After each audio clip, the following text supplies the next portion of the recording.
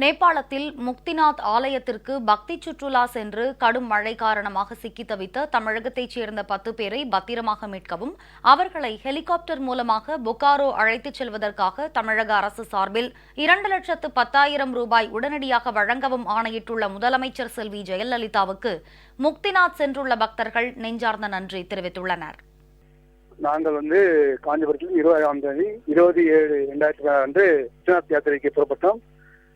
2 நாள் பயணத்த பிறகு கோரக்பூர் ரயில்வே நிலையத்தில் இறங்கி அங்கிருந்து போக்ரா சுமலி வழியாக போகா சென்றோம். அங்கிருந்து முக்திநாத்துக்கு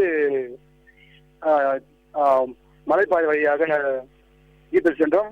முக்திநாத் தரிசனம் பிறகு பாதை செல்ல என்று ஒரு வார காலமாக இங்கே நாங்கள் மழையின் காரணமாகவும் உணவு சில நாளுக்கு கிடைக்காமல் ரொம்ப சிரமப்பட்டு தான் தங்கியிருந்தோம். இந்த சிரமத்திலிருந்து எங்களை மீட்ட அம்மாவுக்கு மிகவும் நன்றி. பண உதவி செய்துள்ளதாகவும் எங்களை மீட்பதற்கு முயற்சி எடுக்கலாம் தகவல் அறிந்தோம். அது மிகவும் நன்றி. எங்களை சென்னையில் அழைத்து விடுவதாக தர சொல்லியிருக்கார்கள். அதற்கும் மிகவும் நன்றி